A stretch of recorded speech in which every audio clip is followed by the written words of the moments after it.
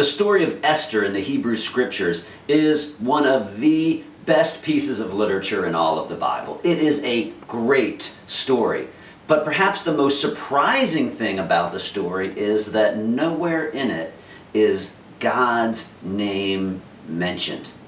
And that's important to note because the big idea we talked about in church this morning is that God works behind the scenes.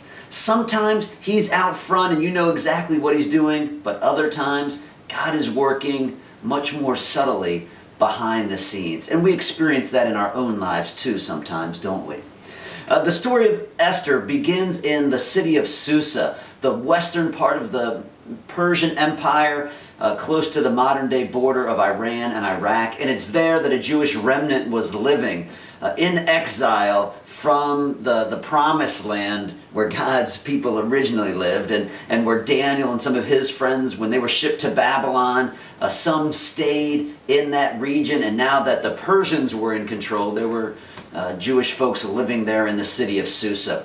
And one of those Jewish families involved an uncle named Mordecai and his niece named Esther.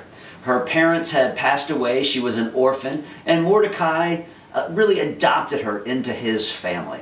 And with this background in mind, we have the story in the book of Esther in the Old Testament, and beginning in verse 1 of chapter 1, it says, "This is what happened during the time of Xerxes. The Xerxes who ruled over 127 provinces, stretching from India to Cush." So here we're introduced to a very powerful king.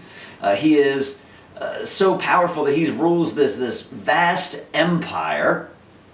And it's in his third year of his reign where he decides it's probably time to take on another military campaign, perhaps to expand his empire, to expand his influence even more. And he gathers in all the nobles and all the military advisors and the military leaders from the region, and he starts throwing a giant party for them to impress them, to win their favor as he's readying for what is probably going to be a significant military campaign in the future. And on the seventh day of this 7-day long party extravaganza, think the richest, best cruise you've ever been on. That's what it was like, except instead of being on a boat, they were in the palace of Susa. And there, with everyone in high spirits from wine, they've just been partying it up. The king wants to bring his beautiful queen, Queen Vashti, before him, in front of him, and in front of all the guests. Scripture says, wearing her royal crown in order to display her beauty to the peoples and nobles, for she was lovely to look at. Some commentators have speculated that when the scripture says she was to be wearing her royal crown, that's all she was to be wearing. Now, while the king was having his giant banquet with all his military advisors, Queen Vashti herself was having a banquet for all the ladies of the palace and probably all the wives of all the noblemen. And when she got this message, needless to say, she wasn't too pleased with this request. Esther 1:12 says, "But when the king's attendants delivered the king's command, Queen Vashti refused to come." As you might imagine, that didn't go over too well with the king. In front of all his guests, he was turned down by his queen. Scripture says the king became furious and burned with anger. The king then decided to consult with his advisors. What do I do about this? And they said, you know what? We can't have the queen setting this kind of example. If she doesn't listen to you, none of our wives are going to listen to us. It's going to be just, so much for domestic tranquility. All our homes are going to be in upheaval. Oh, it's going to be a big mess. So you've got to put Queen Vashti off to the side, and you've got to get a new queen. You need a new trophy wife who will do what you want her to do. And what you can do then is have a beauty pageant. Yeah, to select your new queen. Now the king thought this was a brilliant idea. Yes, let's have a Miss Persia pageant, and we'll select a new queen among all the beautiful, eligible women in the kingdom.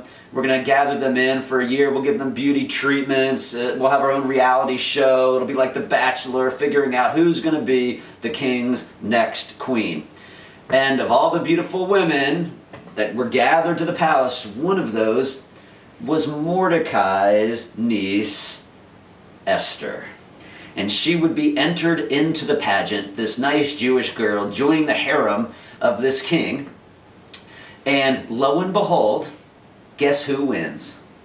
You guessed right, it's Esther. She becomes the new queen of Persia, the new first lady of the kingdom of Persia. Amazingly enough, this Jewish girl who's been living in exile now is the queen. And as you're reading the story, you're wondering, what could this possibly mean? What is going on here?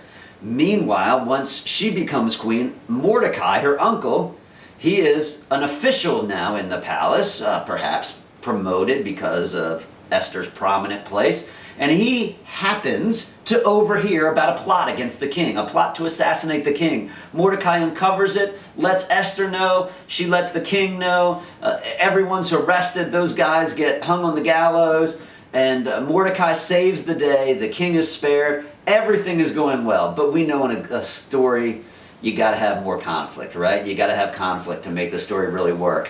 And in chapter 3 of Esther, we're introduced to a new villain. His name is Haman, and he doesn't like Mordecai. Mordecai doesn't like him, but Haman is the king's right-hand man. He's like the Lord Regent of the area. And basically the king decides he's going to go along with whatever Haman wants. He trusts Haman's judgment, but Haman hates Mordecai.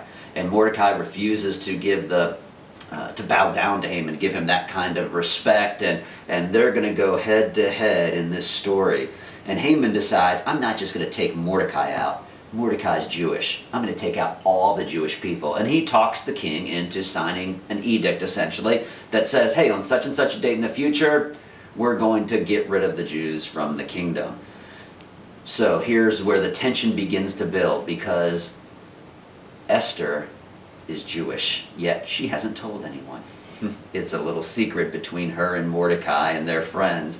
So now Haman has issued a decree with the king's consent for all the Jewish people to be killed in the kingdom, and the queen is Jewish. What's going to happen?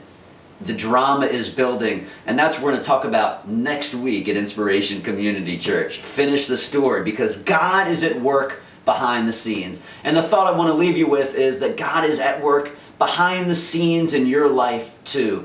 There are no coincidences in this case. There's divine providence at work. God's hand is at work. Sometimes it goes unnoticed. Sometimes you don't notice God at work in your life. But open your eyes. God is at work. Trust Him. Proverbs 3, 5, and 6 says, trust in the Lord with all your heart. Lean not on your own understanding. Trust Him. He is at work, even when you might not notice.